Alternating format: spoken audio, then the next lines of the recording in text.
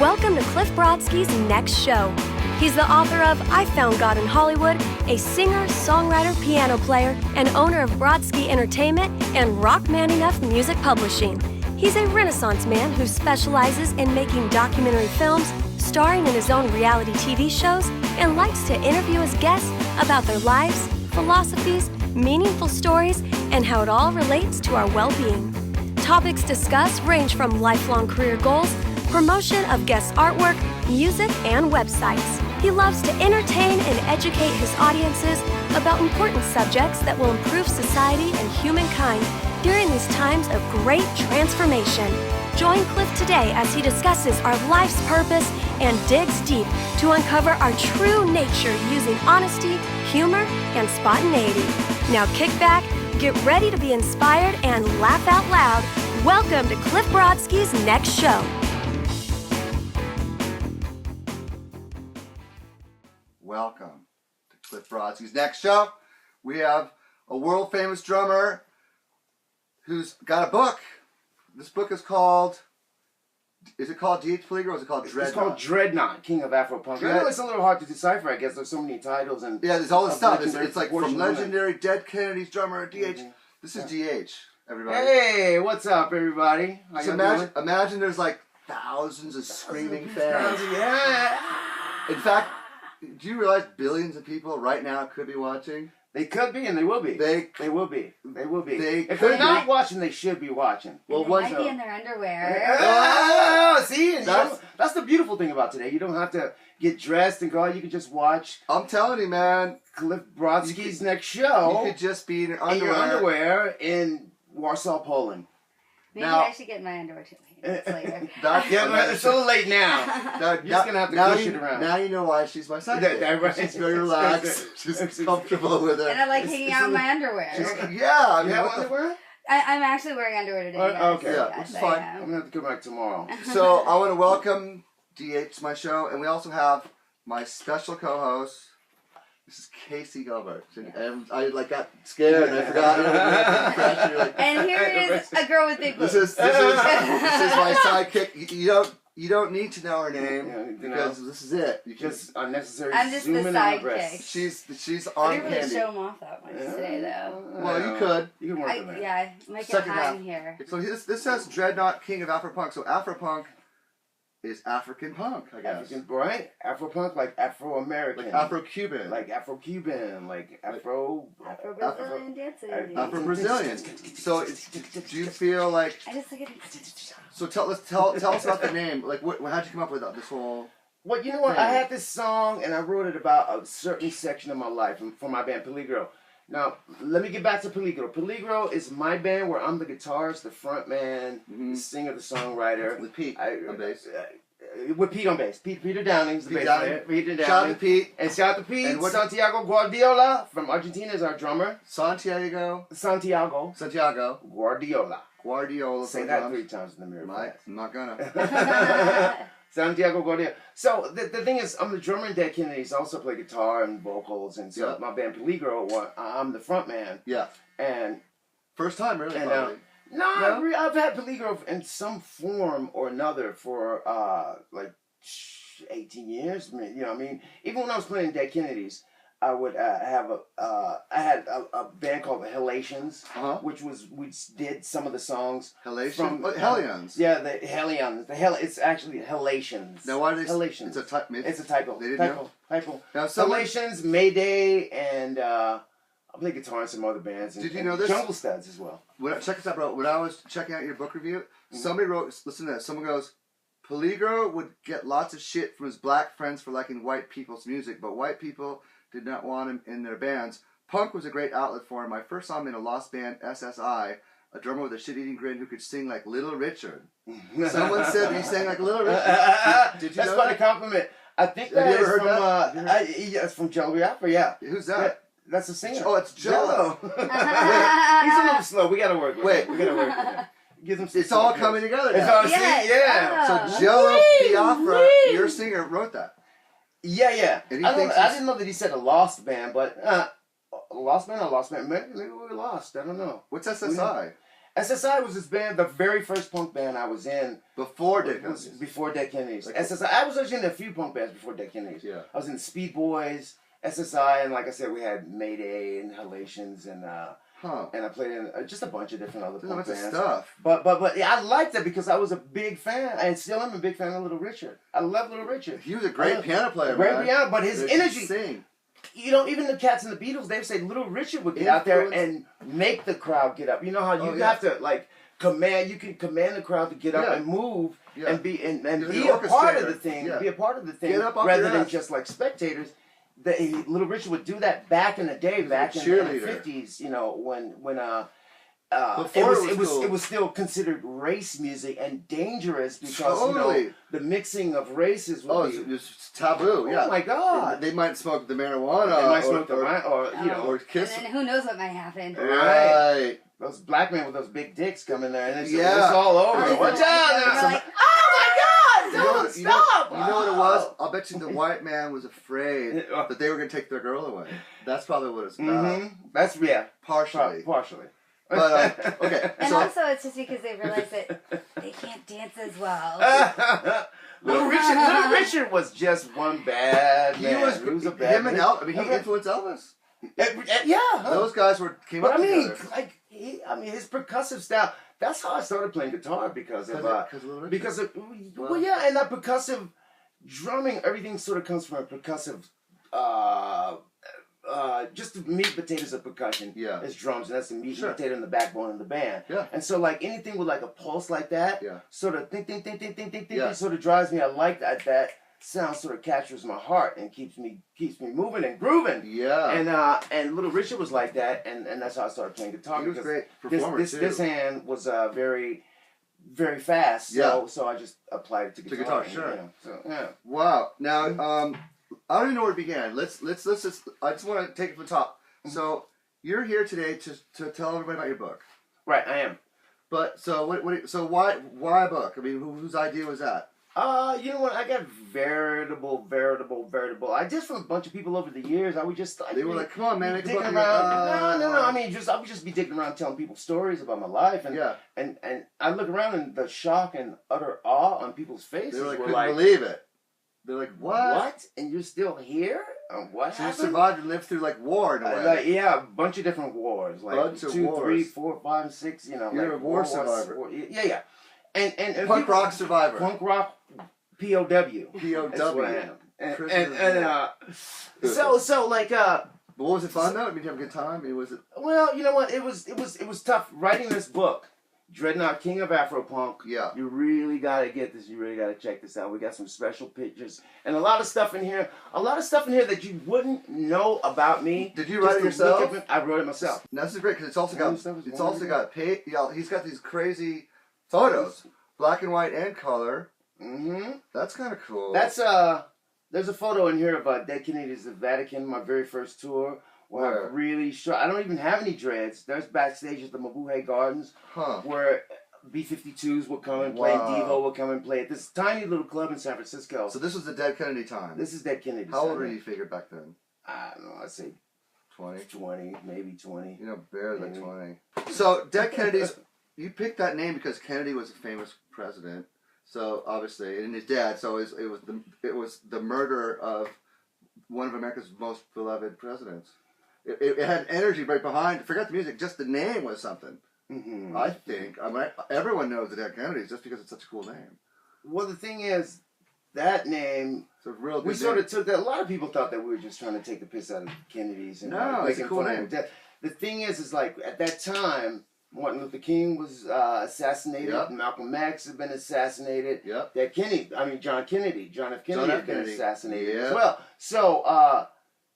A lot of hope was lost, and for a lot of people. Black leaders, white leaders, and leaders. Everyone loved that man. Leaders, like leaders within the school in America. The hope was lost. You know, it was like there was an empty void at that time. So that's what we were capitalizing on. We were saying it was symbolizing the end of the me generation and me generation, where people were just like more and more about. You know, me and self, and it was the end of that sort of generation, and And it was really time for us to rebuild ourselves. And how are we going to do it? Right now, I would like to have Casey open this book Okay. randomly. I want you to just randomly pick a magic page. And I want you to read something. Okay. Just go. So, anytime we had a chance to rehearse, we would go play. It always felt completely natural for us black guys and white guys to get together and play. We were already drinking buddies, and a lot of us played music. There would always be one guy around who played guitar, one who played bass, and the drummer, Mark Lee or me. Of course, St. Louis also had a bunch of rednecks, so we were usually playing to an all-white crowd. Bruce, Marshall, and I were almost always the only black dudes in the place, and after people got drunk, they would get belligerent. I remember one guy drunk as hell, wobbling up to me, "You're pretty good for..." This is a word that I What is The it? N-word. Say it. No, she can't say it. She can't say it. No. I get uncomfortable. You said that? Yeah, no, that happened. Okay, let me stop you right Wow. there. That was kind of how, like, the difference between St. Louis and San Francisco was. San Francisco was very inviting and Open. open and accepting. Melting melting pot of people, you know. Yeah. But St. Louis was, you know, they were trying, but it was really Not really. touched by all these southern states, and like there's Midwest. a lot of fucking rednecks, man, and they were just like, Total rednecks. "Oh, you're pretty good for a nigger. You play drums good." Like Yeah. that's the kind of shit I had to deal with every day of my life. I mean, can't believe every day it. of my life, like growing up, and That must have been so and I weird. just wanted to be a musician. I just wanted to play music. Yeah. I just wanted to have fun. I just wanted to give you That this whole gift race thing that's is been just given to it's me. such a weird. And it was just like try to separate us from like that would just you know separate me. You know, well, there weren't that many the black music- people. No, back there then, wasn't so- that many. so Even just- even you're back just then, outnumbered. You know. even when we were playing you know, just rock music, when we were playing even in St. Louis, there still wasn't a lot of people. Most rock and roll scenes, there weren't many black people. There in the weren't scene. that many black people or girls. It's mostly So- a white guy thing. Yep. Go Yeah, let's find- deeper in Let's here. go. Let's go deeper. I mean, Like, Like, okay, how about here's maybe your you should... pepper. How about I pick something Yeah, you out for should you? pick something. yeah, I want to pick something Okay. out. All right. Black Rock Coalition. We can let's see what we got here. That's. I'm gonna here. I looked at. I'm gonna ready. Okay. Okay. Here. Ready? This is an excerpt from your Pepper. That's cool. Like not Dr. Pepper. No, not Dr. Pepper. Like salt pepper. Yeah, like Or your pepper chili too. pepper. Well, I'm just thinking of all the things. Okay. Okay. So it says here, Art Blakey this and Charlie Parker that. Mhm. I was never schooled in jazz. That shit is for old people, I thought. I figured when I got old, I'd probably get into it, but I learned to appreciate it more through him. Who is this? Oh, Flea. Yeah, you can go up. Was right to scold me. Okay, so Flea would... I should back up. You should back up, yeah. You can go up, Okay, check this out. In the Peppers, I had to tune into their vibe more instead of listening to my own head.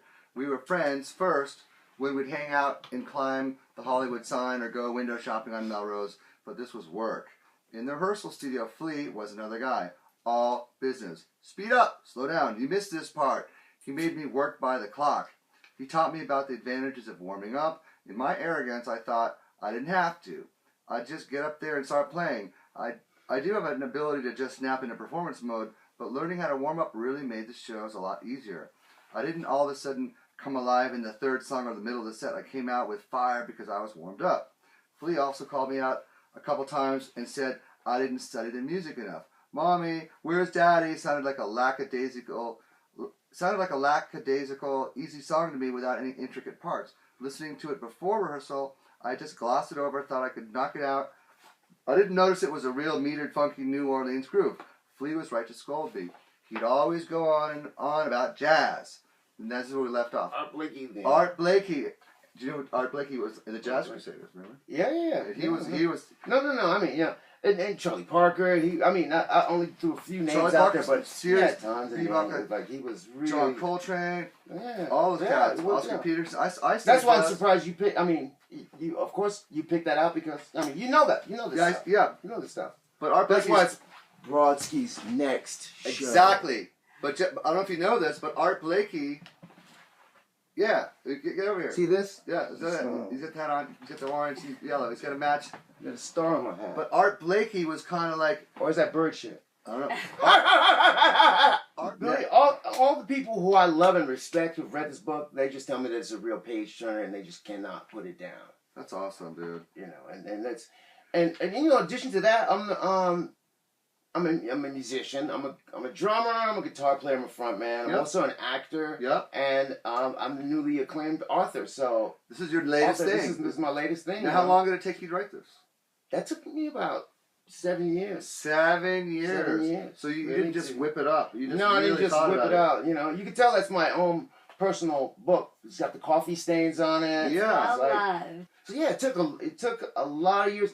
You know, the thing is, it's just when I read it, it's just tears me apart. I mean, a lot of stuff. I mean, for me, it's not all fun it's games. so personal. Yeah. And it's so real, and like it's a the memoir. trials and tribulations that I went through with those bands, and they were like really my family, and that I went through with the things I went through in life, like, I think I'm gonna cry, but it was really unbelievable. Was it? It was really unbelievable, and it was really tough, and like, you know, I mean, just getting arrested in Australia for just being black and having skinheads calling you all kinds of names in England. That's after I'm suffering racism here in my own country in America, and then go abroad and it happens. It was. So that's part of your story. Is this hardship and having to go through this stuff. If you get through that, and you know, I mean, you never really quite get through it because it's not really comfortable. Sometimes it just kind of pops up, and that whole fear of like, what are they gonna do? You know, spark some situation sparking something from your childhood just makes you kind of like cringe or get in fight or flight mode. But it's just really. As I really spilled it and put it all out there, just unfiltered. So can we talk about anything in the book? Yeah. Okay, so we brought in some new sidekick talent here. We have Garuda Love. Hello. Garuda Love? Yes. Garuda Love. Hi, Garuda. Hello. Hey, Garuda. Welcome to the show. So, yeah, we're going to have Garuda do a little bit of reading here. So we're going to have, like, readings on Cliff Brodsky's next show. Great, let's have Garuda read a little bit. Let's read some stuff. What do you want to read? Read a little bit about Jamaica then. Okay, what's this? So just background. Can I give background on this? Yep. Yeah. Okay. Shawnee was a Jamaican beauty queen that he met on a video shoot. And they developed a friendship. She was actually Miss Jamaica. Yeah. Miss Jamaica. Miss Jamaica. She's really pretty. Beautiful. Wow. Beautiful. Yeah. Okay, so I had booked a ticket to Jamaica to go hang out with her. After all these years of touring, I didn't even know how to plan a trip for myself or have a vacation. So Sherry and my friend Carolyn showed me how. I ended up staying in Kingston, then Montego Bay, then another week in Negril and Ocho Rios. Shawnee McGram and her family lived in a gated community called the Sharrows in the hills of Kingston. I landed in Kingston, sidestepping the hustlers and cabbies. I was finally hailed by a man in a yellow truck. UDH? I said, yeah. Respect, Ross, he said. Yes, I said, being the Yankee dread that I am. I'm David, Shawnee's fiancé. I gulped. I thought I had come to get some. I was so embarrassed. As soon as he said respect, I knew everything was going to be all right. David extended his friendship, set me up in this legendary English colonist club, the Ligony Club, where they played squash, tennis, and some other sports. Wow. It was in full view of the Pegasus Hotel where the Clash stayed when they recorded some of Sandinista. I was shocked by the segregation and the fucking poverty. I had come to have a good time, but I felt torn. Here I was, going into this fancy hotel surrounded by some of the poorest people on the planet. David became my tour guide and showed me around Kingston. He took me to see everything except what I really wanted to see. I had 3 things I really wanted to do. Go to Trenchtown, see Bob Marley's house in Kingston, and buy some of those roughneck, brightly colored net tank tops I saw the Island Boys wearing. Shawnee ripped me a new asshole about those shirts. Why you wanna get those ghetto shirts like some poor street hustler or petty criminal? She said. You can't wear those here. Neither of them, David nor Shawnee, would take me to buy those shirts. So, do you want to stop or do you want me to go into when you are? That's cool. That's a cool story. Yeah, well, I was going to have you carry on, but that's I think that's cool. It's cool. Yeah, well, it's not what I think. It is cool. I mean, you got to hang out with the Miss Jamaica. Yeah, Miss Jamaica. But we also did go to Bob Marley's house. That was cool. And that was a cool. So I went to his house in Kingston. Yeah. And hung out with Actually, Steve Marley, Kamani Marley, All the Marleys. and Damien. Ziggy, Yeah. Ziggy wasn't there. Wasn't Ziggy was there. out on tour. I think he probably was Yeah. here because he has a place here and he lives here. Yeah. So, yeah, we just got to hang out with them underneath the tree and do a little tourism with David. That's cool. And I always go off the beaten path now. Yeah. Now that I know what like tourism's about, I don't want to do like the normal. Yeah, you don't want to be touristy doing stuff. a cruise. You want to. Yeah, I go. Hang I with the go. locals I and go see with what's- the locals and see what debauchery I can get into. So see how close I can get to that line. Well, just Yeah. experience the place the way it really is. The way it not really through- is, not through like through what did I have passes for the hedonist club, Yeah. and it's like I don't want to do that. No. I see people on Malibu at the beach all the time. I mean, not all the time, but when I go there, I'm just like, I just want to, You hang like out. when you travel, you like to hang with the locals because That's local. you connect with that. Right. You get the real culture. You get the real inside local story food. You about get the what- inside story, and you get the feeling. You get to see what's really happening around Yeah. the world, and instead of having it dictated to you by Channel 7 or Yeah. BBC or I know that. it's like yeah. I kind of like both. I mean, I've traveled a lot, and sometimes in my travels, I'd go to like really nice, ritzy places. But I always made sure I went off the beaten path and I would hang with the locals. Yeah. And get in trouble. a little Yeah. bit. Yeah. We were on scooters one time with me and my girlfriend's kids, and we were looking for fireworks. It was the 4th of July, and so we were in Cabo, and we went to like the bad part of town, and we were like, "Hey, no, we're gonna get some fireworks." No, and we ended up with this local drug dealer guy, and he was on the back of the scooter, and we were like, and he was waving to all the hookers, everyone knew him, and there were like chickens running across the street. We were like in kind of a bad part of town, but he protected us because we were like knew the guy. That was like our favorite story. Oh yeah, right. We were See? like hanging with like the fucking local coke dealer, but we were nice to him, and he goes, "I got coke, I got weed." No, we want fireworks. He's like, "No." but we gave him a ride, and it was kind of like See, cool. you would have missed that whole experience if you had just stayed at like Adventure. Cabo San. We were in like this whatever. ridiculous, like a gated community. Yeah. It was all like Sports Illustrated models were doing shit on the beach. It was all super nice and fresh, but the most fun was getting in trouble. Yeah. In the back streets. Yeah, there's many. A couple of days when I was there, like I'd be driving from Shawnee's house, getting out, and like she'd always have the windows open. I'm like, it's boiling hot. What are you doing? Let the windows down. She's no, mom. We can't let down the window, man. The people that will jump in here and steal your car. I'm like, Wow. oh, come on. Is that true? Oh, yeah, they It was were. really that bad? It was really bad. They They're knocked so on the window, and desperate. she was just like, and like there was a couple of twists and turns where we would go to get to her house, Yeah. and one day it was like blocked off, and these barrels were all on fire, and there's guys with machine guns like dude. right Wow. there, like in full fatigues, and they're Wow. like, Army I'm guys. like, what's going on? And she was like, I don't know, it's too much. And I said, hey man, Ross, what? There's too much violence, man. You can't go there.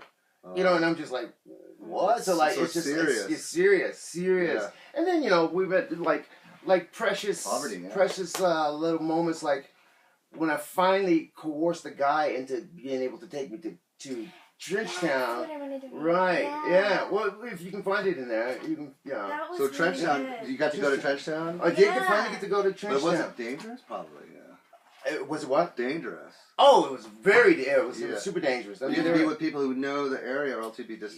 nobody would. No, Shawnee wouldn't go down there with me. Too scared. David wouldn't go on there. They're just like, no blood, no. It's too no. scary. No, Three that's cabs. too scary. Three cab Three drivers cab would even drivers take don't. it. They'll just stab you and kill you. Go ahead and read that part. Yeah. Yeah. And life don't mean a whole Life lot. is real cheap down there. Okay, so he's looking for the shirts. He's gone through 2 cabbies. They won't take him there. Yeah. And then he gets one more cabbie, and the guy looks at me curiously and said, "Trenchtown. You want to go to Trenchtown?" Then he looked at the meter. He asked me why I wanted to go there. Yeah. I said in my best patois accent, "Mon, me have the money here. You can take me or no." He grabbed a machete, made a stabbing motion, put the knife back in the side pocket. Okay, now we can go. Hackney Cabs was the company. And I was aware of the colonial past as he drove me through streets which all had English names. I had been to City of God in Brazil, but Trenchtown was the worst poverty I had ever seen. Alongside of us were kids chasing a garbage truck. They wanted to rob it and try to find the good trash from neighborhoods like the Sharrows before it went into another neighborhood and then to a landfill. I started to cry. Wow. Next, we came up to a tin roof propped up by 4 sticks forming a gazebo. Sitting under it was an old man with long, sun-drenched, sun-reddened dreads. The cab driver knew him. He said, Rufus Walton Munn. Walton Ross. Rufus Walton Ross. He stopped to chat while the meter was running up a long bill. I didn't care. You can't buy a cultural experience like that. Yeah, this was Rufus's crib, and it had been there forever. In the middle of this Hold on, let me just picture this for you. So it's a tin corrugated roof, just like a slab of tin.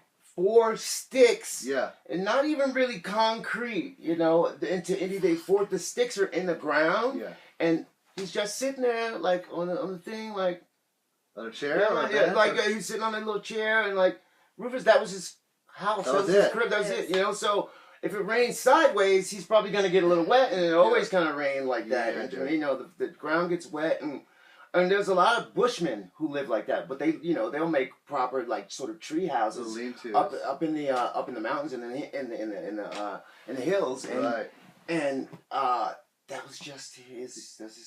Kind of like just with nothing. Nothing. They had nothing. Some are living like animals. But he's, you know, he's got, you know, I don't know. He's Rufus. You know, they know him. They know him. Wow. So that was another one of those priceless moments. And then there were some moments at strip clubs where girls shaking that ass and doing like 6 motor booties on the stage. I'm like, wow! No, they cut that out of my book. That they wouldn't damn editors. No, I mean, I think it was just too much, too busy. Yeah. So I might have to do a revised edition. That's cool. With some of the stuff that you can do an audiobook, maybe. Yeah, no. We're trying to do. We want to do an audiobook with Slash and some other rock stars and get them to. Cause they got stories. They can add to it. Well, I want them to read these stories out of this book. Okay, that's cool. And then have a portion of the proceeds donated to Music Cares. That'd be great. Yeah. Great idea. That's great idea. You heard it here first. You heard it here first. You heard it here right here on Cliff Brodsky's next show. Exactly. We want to get all the rock stars from Mick Jagger to Davey Boy to all the Chili Peppers and everybody in between to read a chapter each. Rally the troops. And donate some of this money for Music Cares and help some of the starving and struggling musicians. And anybody who's been through what I've been through, and even if you haven't, we still would like to help you. Sure. And that's my way that I would maybe get to help. Because I don't have money to just like give Music Cares a $1 billion, which I would, but I'm definitely more than happy to give them a portion of these proceeds. Yeah, man. Yeah, man. Now, you do a lot, right? Yeah. Okay, so I want to do some stuff. So, how much time do we have? When do you guys have to split? You want to split about another half hour? Huh? Okay, so let's do it like a half hour. Okay, a bunch of stuff where I just really kind of go for it. Okay. So this show really is not just about the book. It's about you and your life. Okay. That's what I kind of want people to know about. So let's just take from the top, man. So you're from the Midwest. You're from St. Louis. Yeah, I was actually born in St. Louis, Missouri. You know that town where the arch the is. The big white arch. I've been there. It's not a white arch. It's actually cream colored. No, it's stainless steel. Oh, you're right. Stainless steel. Yeah, it's stainless steel. Yeah. And you know, as a kid, was it there when you were growing up? No, they were just starting to build it. They were starting to build it, and we didn't know what this thing was gonna. What is this structure they're building here? And somehow we knew as a kid that this was not for us. No. You know, because we were eating welfare cheese and bologna, you know, like welfare bologna and like pouring peanut butter out of the can, and you know, and yeah, we're poor, and we got, you know, we figured, you know, I mean, when you're in the ghetto and you're poor, you don't see. Were you in the ghetto? Like, yeah, I was in the I lived in the projects. Yeah, Furrow Projects. Yeah, the Furrow Project was called the Peabody Projects in St. Louis, and you know, St. Louis is pretty dangerous. I mean. Recently, I think it got voted the most dangerous city in the world. Really? That's like over Detroit. Wow. Yeah, most dangerous city in America. Yeah, not the world. Trenchtown's probably worse. Yeah. Trenchtown's pretty bad. Yeah, worse. Excuse me, I think that's America. Yeah, America. That's pretty bad though. You know, so it's a tough place. I mean, like it to be worse than Oakland or Detroit or like parts of New York. I mean, you know. You know what's pretty bad is South South Boston's pretty bad. The racism there. Oh my God! It's Yeah. still, It's like, still. I was to this there. I was day. like, they're still like. That's crazy. You Like can't the go Southeast, you can't like If you're black, they don't you let can't- you. You can't. No. if you're white, you can't really go to Roxbury, Dorchester. Depends certain areas. Yeah, but it was so weird. I was just in a rehab with this guy. Yeah. And he said he grew up he lived in Dorchester. Yeah. I was like, really? White I guy. heard you can't. Yeah, white guy. Well, white guy. there's neighborhoods. I'm just saying certain Yeah, neighborhoods. right. It's just racism is a weird thing. So it is a weird thing. so Why? you grew up It with exists. that. I grew up with But that. but somehow you got out of it. Yeah. You rose above it. Right. I had. You know what? I felt like all the injustice clip that was done to me. I know how it feels to me, and it feels bad. I don't dare want to do that to somebody else. I kind of took it upon myself that like I get to be the next better person and get to have the ability to rise above that and spread some joy and goodness and love in this world, as opposed to like, you know, well, it was given to me, I'm just gonna give it right back. Right. You know, and, Yeah, and, no, you know, and that's you that's you just broke the cycle, broke the chain. yeah. And it's tough because even still some days I just want to, you know, like tell people to piss off. Yeah. You know, and I feel like that every and day. people have that. You know how people have that sense of entitlement, like Yeah. they're like better than you, and like Yeah. you know, and it just kind of takes me like they'll just like reach over you or jump in front of you or people pull over you. Yeah, It's pushing people, it's cutting you pushy, off, pushy. and just, Yeah, and somehow they have more right to be there than you do. yeah. And sometimes That's I'll how go I- back there in my mind. I'm thinking, oh, they did that because I'm black, or you know, I'm suffering racism, and I'm like, you know what? Maybe that person They don't needed even to see. get. They don't even see you. They don't even know They do you. that to Maybe, me too. maybe It's they there's just just like pushy people who are just yeah. zombies and clueless, and they're just boundaryless people. Boundaryless people. They don't Yeah. really care. So, They don't even. you know. It's nothing personal. They're they just can't put sociopaths. themselves in anyone else's shoes. They can't. They don't even empathize. have time or want to. Yeah. It's, and that bothers me too. Right? Yeah. So you started out in St. Louis. Did you go to high school there? I did go to high school. I went to grade school, high school. That's why I really first discovered not discovered music and musical instruments, but that's where I stole my first snare drum from high school. Because they bust us out to the white high schools, Yeah. and you know, because that whole thing was in effect where they were busting kids out. Wow. You're right. They bust us from the ghetto to these other schools. 70s. In the 70s, right? And so, like, they had these new musical equipment. I was like, well, You'd give never me seen one. a And I was nice just snare like, drum. wow, look at that snare drum.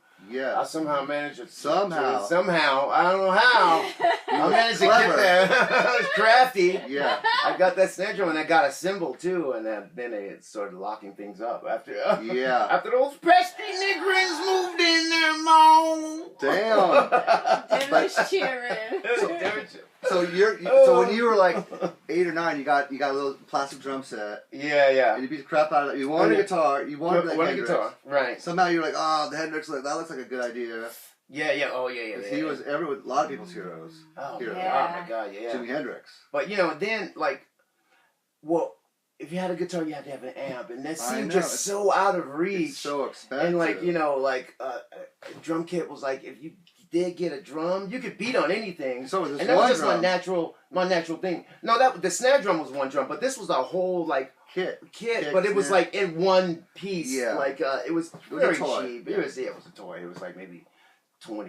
It Oh, seemed it's- like $1 million. It was maybe $29, I think, or something like that. Right. I was ordered out of like the Sears catalog Right. or something. I remember those. I saw that. And it was totally cheap, but you know what? it It's sparked it's something inside of you. Yeah. And you're like, huh? And then, so when did you get your first when did you play drums for the first time? Take lessons, or No, I never took lessons. It was always sort of you just inside learned by me. listening and I playing? started listening and playing Self-taught? and just like self-taught and just being Really? just open. You know, yeah. No one ever taught you to do a crush roll or paradiddle or anything? No, later on, Later like on. people would show me that, but I already knew. I just didn't know there was a name for it. So, I'm like that. Oh, I've been doing this all the time. I don't know. so you're like a real self-taught musician. Yeah, absolutely.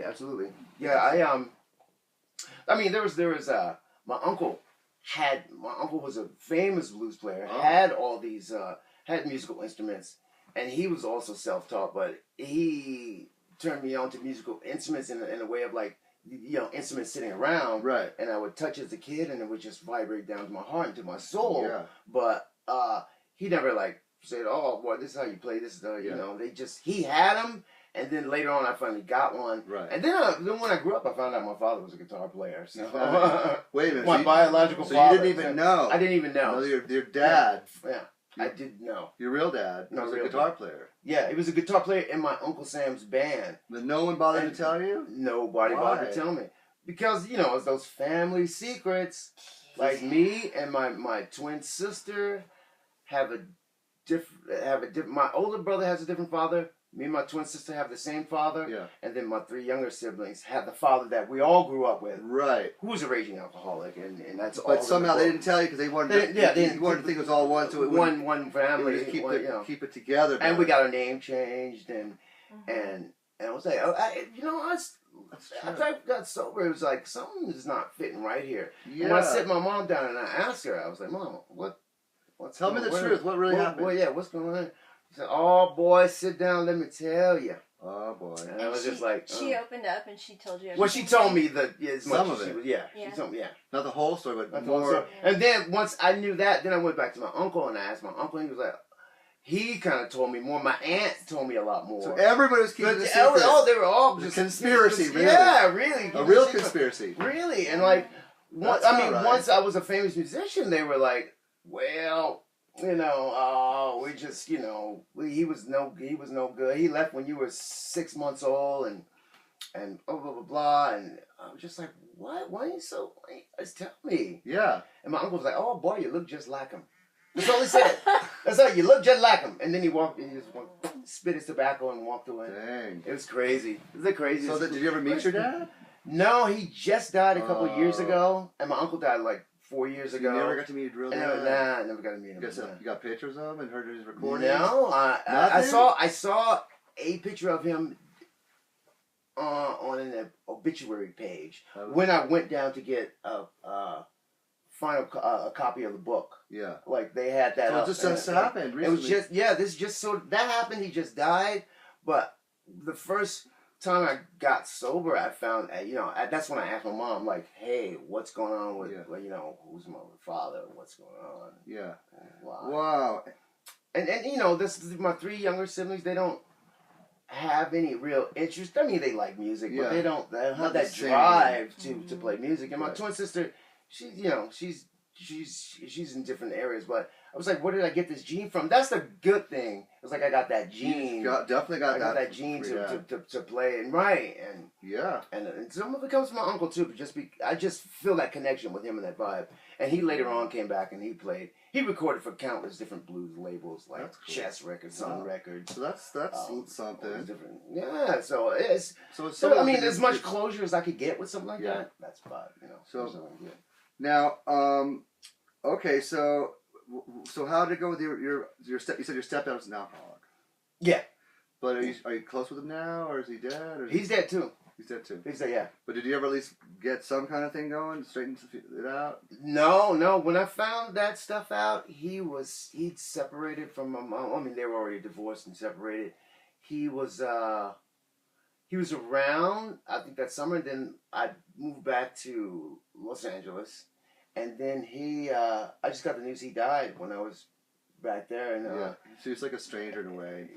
Well, no, we grew up with him. Yeah. Then I moved at 17. I moved to San Francisco As soon as you could. As soon as I could, I'm out of here. Boom, I'm gone. You graduated high school? I'm going. Huh? Graduated high school? Yeah, graduated high school. So the second you graduated, yeah. A couple weeks later, you got a van or some friends. Yeah. You found a way. Yeah. First I had the Greyhound, then I came back, and then I got a van. And you just got out. Mm-hmm. And then they were like estranged. I didn't see him for many years because I couldn't get back there. You didn't want to, really. I mean, yeah. Why? You were busy, new friends, new life. You were doing your own thing. Yeah, and what I could see is the thing is like, you get stuck in that rut if you're in, you grew up in St. Louis. All the guys, they just drink a lot of beer and they get fat and there's nothing going on. There's no really drive or ambition to do anything other than work for somebody else, and it's hard to get out. I mean, not that that's bad or good, but your path. It's just like you want to get out. I wanted to do something creative and get the hell out. You had to do something better than where you came from. I had to do better and leave a better legacy.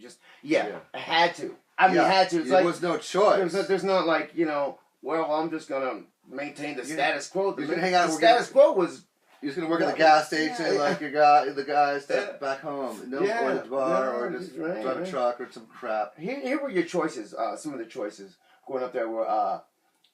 I went to school for North County Tech as for welding. Welding's not a bad gig. Well, it's not a bad gig. No, I actually liked it. Welding's cool. So there was jobs at Neuter Boiler, which is closed down now. So, or you can get a job at Anheuser-Busch, which was very hard, but they had great benefits. Right. And now the Brazilians own it. I don't Factory know if it's these are factory gigs. And then there was the Wonder Bread factory that was like, you could smell the bread wafting in our neighborhood while we were hungry, like every day. Yeah. And then there's a couple of other warehouses. Warehouses. It's just it's not that pleasant. Really. It's not that future. I just like. It's right underneath trailer trash is what it is. Cause, it's somewhere in the middle. Get out. Yeah, you got to get out. And you had such a drive to play music, and it just fed your soul so much. Like there really wasn't anything happening with that there. When did you know that even from the guys I played with in other bands, they were kind of like, they were happy and complacent to play these little bars and little Lions Halls, and I was like. There's got to be something more. There's got to be. Okay, let me ask you. So when did you know that you were like good at drums? That you knew at a certain point, like, okay, I'm not like this messing around. I kind of knew that I knew when I was 13. Yeah, I knew, but my self-esteem. I'm not trying to keep reverting back to this racism thing, but it was so like, okay, I'm a great drummer, but. I have to go through all these other obstacles just to get up there to play drums, get to that. And like just to even get to a part, just to even get in a band was tough because I always felt like someone's gonna tell me no, and you this and that, and you can't be here because you're like so much that it was just like, and even when I was drumming Dead Kennedys, I was like, I'm not gonna get it because I'm black. I know it. I just know it. And like, I wasn't even gonna do the audition, but my girlfriend, Teresa at the time, she was like, you better go fucking do it, DA. They're famous. You better go do it. Yay, Teresa! I was like, so that was your first big gig. That was the first, super huge gig. Super big gig. Yeah. Before then it was just fucking around. I mean, it was like, it was SSI. I loved SSI, by the way. But I mean, those were kind of big gigs to me too because it was like the raw punk rock emotion and the fury and the 3-chord rock. It was just like all that. But SSI, like what size venues did you play with SSI? SSI, we would do like the MAB, like 200, maybe 200. But I mean, they were never filled up. 200, maybe we do like smaller clubs. Well, when did you do the Hong Kong? Yep. Here and smaller clubs. But first Dead Kennedys gig, there was like 1,500 people in San Jose. So that was a big jump. Big, like major 1,500 jump. Like 1,500 people. Whoa! And it was like. Oh wow! And you killed it, right? Yeah. Break, and you got the fever, the bug. Like you're like, oh, this is good. Oh, it was all those people, girls, and everyone. Right? They were like digging it, yelling and screaming. Yeah, the people jumping on the stage, jumping out, mosh pitting, or they do the mosh pit, right? Oh yeah, it wasn't even a mosh pit yet. It definitely wasn't called that. Yeah. If there was anything, it was called slam dancing. Of course, I remember that. Now stage diving had just started to happen, and I don't even know if there was a name attached to that quite yet. Where people would get on stage. And then someone would get off, and then we developed a 3-second rule. Like you can get on for 3 seconds, but you got to get off. And we always have to control the bouncers because the bouncers want to kill them. We're like, no, these are our fans. Give them a second. These are they come to see if they want to have. They're a part of this thing Don't beat too. them up. Don't beat them up. Come on. You don't want to lose bad PR. Yeah. But so 3-second rule, then you throw them back into the pit. Yeah, they get off because Yeah. There was a lot of drinking going on, and people with that knock Speed, over drums. Whatever. Coke. Coke was kind of like the rich man in the punk rock world. That was like, woo. Yeah. That's like, but Speed was definitely around. Poor man's Coke. Yeah, Speed and what they call it, Crank, I think at the time. Crank. Which is Speed, Crank. Bathtub biker Speed made in Oakland. Yeah. By the hell. So there was crystal meth, there's Speed. No, but I mean, that's all the same. That's all the same. It's all the same. Crystal meth is the same as Speed. Well, there's Dexedrine, which is Speed. Oh, okay. Well, Black that's Beauty. Black Beauties. Yeah. Actually, I remember that in the 70s. Pinwall Black Beauties. This guy had one. And he was like, "Whoa, dude, I got some pinwall." Yeah. It's like, I'm like, that's what Pinwalls? That's what they call Pinwall was I think the company. Pinwall. Oh, okay. Pinwall. Yeah. you ever do the Roar 714s, the Quaaludes? I did a I couple remember times. I those. remember those. Yeah. Yeah, they're hard to get, but if you meet someone. Yeah, you're right. And then we should get some. I don't know. I had a packet that I got from Mexico somewhere. The Mexican ones and that were here, but yeah. And then of course purple microdots. Where you did that. Oh, lots of LSD in San Francisco. Yeah, too. I did that too. Like, but we would do more sheets. And like, there's a story in the book there where I'm like, I don't think I'm still 17. I think I'm living at. I met my first gay guy ever, and his name was Pearl. He sang the band was called Pearl, because he was supposed to be like, he hung out with Janis Joplin. Yeah, because Pearl was a big Joplin, right? He hung out, and his name was Pearl. Right. So he hung out with Janis Joplin, and he had all the mannerisms, all the bracelets, and his big juice nose, and he was like, he was very, very fat, very queeny, Nelly. very queeny, well, San Francisco, and yeah, I know, I love it. and like he would have these crazy like bondage gay parties, and he put this liquid. I remember liquid acid. And I dropped it right in my eye, and I was just like, oh no, oh my god, fucked you up. And was it one of the parties? Yeah, well, that was the one, and then that was that party. You know, there was that party. The blotter acid did it. The blotter with the white sheets. Paper, and yeah. sometimes They had Goofy and Mickey Mouse. I don't remember. Yeah, that. yeah. That. God. And there's a couple times when, once I came home, the girl Linda, she had on a nurse. She was a nurse. Yeah. And she had That's a a nurse's great outfit, and Yeah. she was just taking off her clothes and like, Wow. and I'm like 18, and she's got a leg up. She's like, Wow. I'm like Tripping, or just the first time you ever saw no, that? she was a real of a drinker. Yeah, she was a drinker, but that was I never like.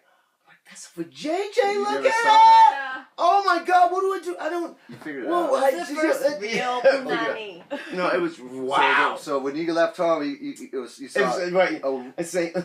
everything unfolded. You had to see the world. Oh yeah, you get to see the And how old world. were you? You were still a teenager. I was 17. right? I was 17. You were I was 17. 17. I remember when I joined the SSI. This is before I joined SSI. I remember my 18th birthday. We were just walking around, me and Paul, doing acid. I was like, he was like, yeah, I thought it would be more eventful than this, right? But it was, it was 18. But I was definitely 17 when that happened. Yeah. I was You're like, a baby and all this. But you caught on quick, and then I caught on quick. You did. And then so did you ever get your own place, or what? How that? When did you get your San first Francisco, San Francisco, we kind of roommates. We had roommates, yeah, tons of roommates. And We'd crash at the rehearsal space sometimes. At times, but I did move in with Klaus Fluoride. We had like a 6-room flat over in the Mission. So it was pretty nice. Actually. So yeah. Back then, they were pretty nice. 6 and rooms? we had some girls living there. Yeah. And so it was pretty clean. Yeah. But then I moved out of there into like the House of Morons, and House of Morons were like sweet tweaker junkies, and it was around the corner from the Vats, which is this 4-story vat, old Hams brewery where squatters lived, and like it was just like people jackhammer out a wall to make their room bigger. They smelled of beer, and like everything was run on generators, and there's people tweaking all day, all night at parties. That was crazy. It was a good hell, though. It was fun for a second. It was like, hell ain't a bad place to be, sort of. Like that kind of hell. So you look. But yeah, I did, sooner or later you want to shower, so Yeah. I moved back to the House of Morons, then back to Mission A, then up to Hunters Point. Then I finally, we started touring and making a bit of money, and then I, With then the I, Kennedys. yeah, With with SSI. Dead Kennedys. Then I ended up getting a flat up in the hay with more roommates. Of Yeah. course. So how long were you in the Kennedys? When did Dead Kennedys was I like started a 78. Yeah, No. 70, 7? 79. No, 79. I joined late 80, and I think we broke up in 86. 85, 86, 87. No, 87. I think we did our last record. So you were there And for then 8 I years. moved down here straight away, and then joined Chili Peppers. Wow. So you did the Kennedys from like 79 to 87. So you had an 8-year run. Yeah. And that was your first band that had a record deal and had salary and per diem. Yeah, we didn't have salaries or per diems. We had we had a record deal, but it was more of a distribution deal because we were a little more savvy. So most of your money came from gigs, I guess. Most of the money came from gigs. We didn't start selling loads of records until later. Right. Like people started getting, they were like, The word got out. Yeah. Took a second. It was like you really worked for it. It wasn't like you're on a major label. They're promoting it constantly. Right. No one's and crap. you get an MTV hit. There's none of that. It trickled in slowly, and then it was like steady for years. Okay. And then file sharing and the internet happened, and then. So when was like the peak of the band? Like when you were like just describe what it was like when everything was really on and you had managers and touring and big gigs. What were like the biggest gigs and stuff? The biggest gigs have been lately. Like we played in after we reformed and got back together. Yeah. Minus Biafra, we did like 110,000 people in Bogota, Colombia. So that's crazy huge. Yeah, that's really. Now places like South America were huge, and Bulgaria you can easily fill up a soccer stadium, like, and Poland, like we can go over there and play. Places people forget it. Like, No, because see they were. I'm sorry. A lot of times these guys, especially in like Bulgaria, they were under communist rule. Right. So anything representing any kind of revolution, anarchy or anything, they could get the firing squad for that. Right. So they love this music, but they had to keep it underground. Oh. They had to keep it hush, hush, hush. They get killed if they get caught. Yeah. Oh yeah. You can get caught, or you get jailed or killed. You just come up missing. And they were like almost like Russians about that. Right. Yeah, it's terrible. And then now the rule has been lifted and laws have been changed. Now they get it back, and now it's just like tenfold, 100-fold. We're just like crazy over it. It's crazy now. But we don't get to go there because there's a problem with the guitar player, and what's wrong with the guitar player? He hurt his hand. And oh. I don't think the guys are much older, and I don't think they're into doing it really as much as That's the thing. It's such a bummer because you missed your chance to do these huge gigs. And it's because they're all old crusties. Man. Old crusties, man. They don't want to do it. Wow. Right? But you want to do it. Yeah, I want to do it. But you got your own thing. I'm going to do something else, if regardless. Yeah, you got your own thing. I got my own thing. I'm Peligro is what's happening. You got your own band. Do you have a record? I do have a record. I have a few records out. I have Under Peligro? Under Peligro, we have the first one is just called Peligro. The second one is Welcome to America EP. The third one is some of our surroundings, which got won the American Independent Music Awards. That's cool.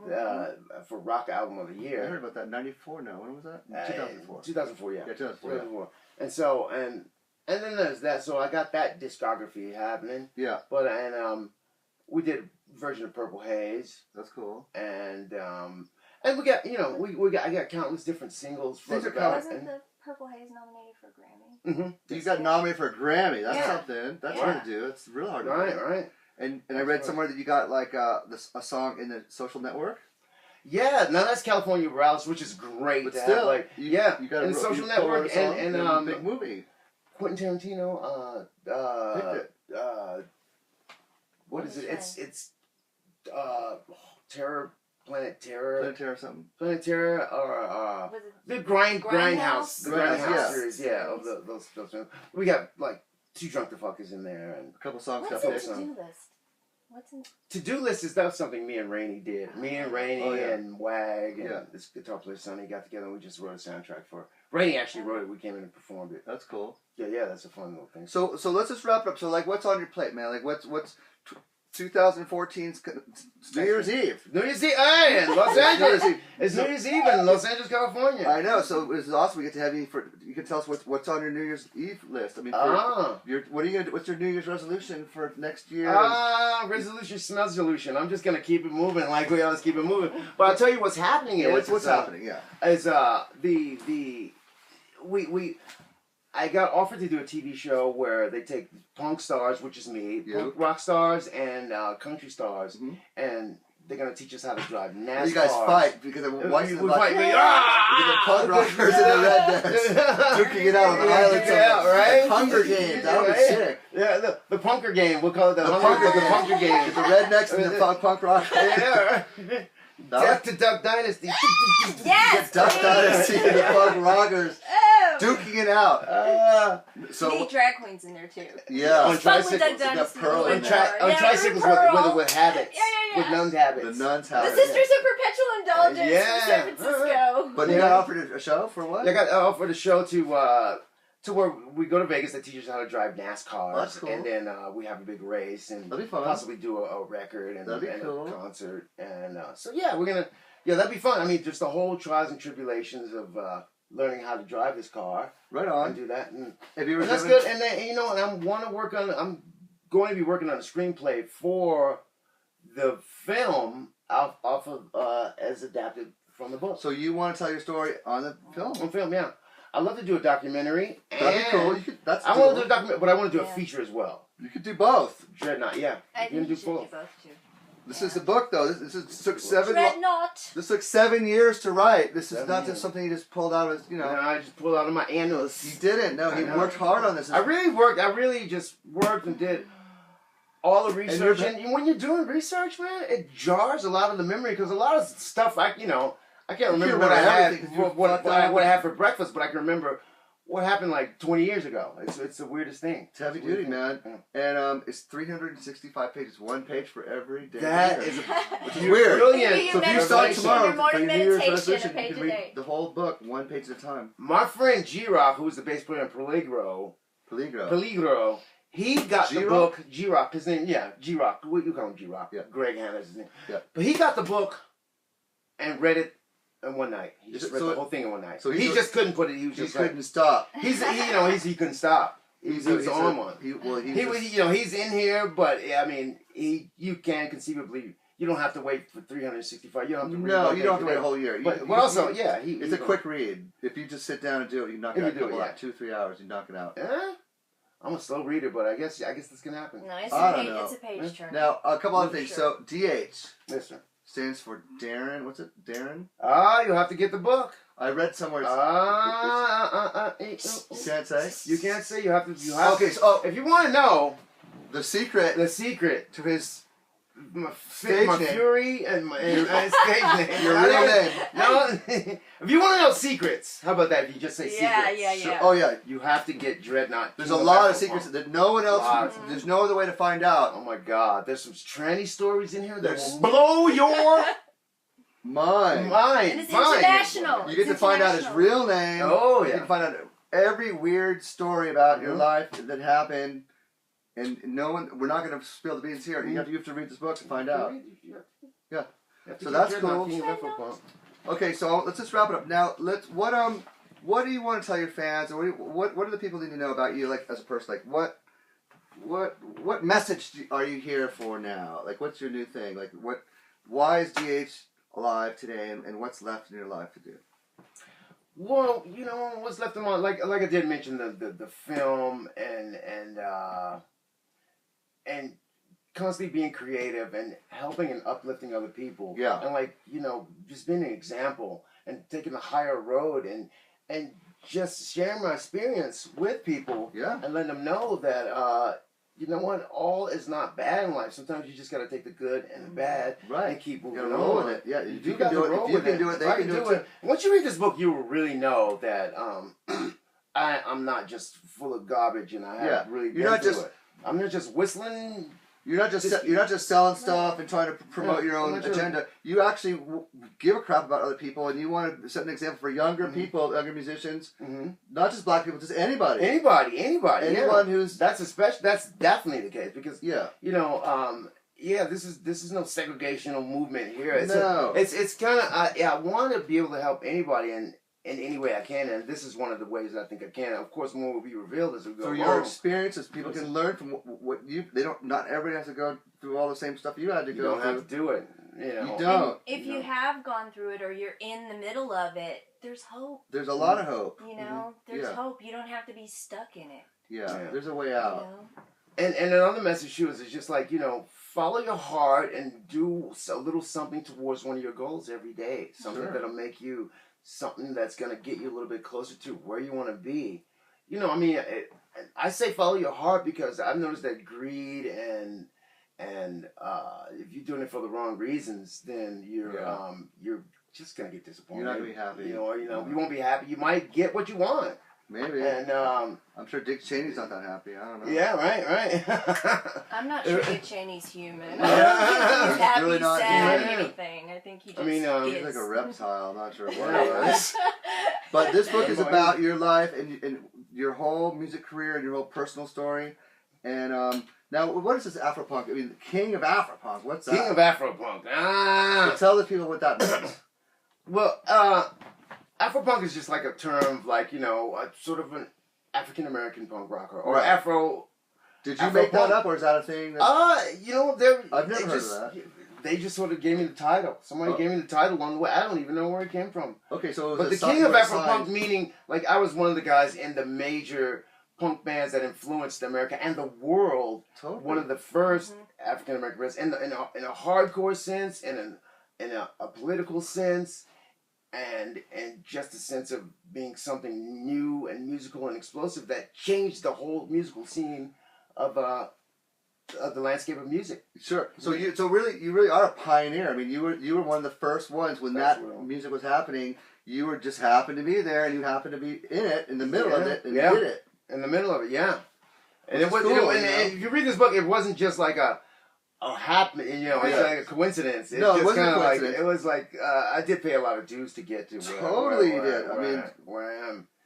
And it's just funny, I still feel like I'm paying dues constantly. You're still paying dues.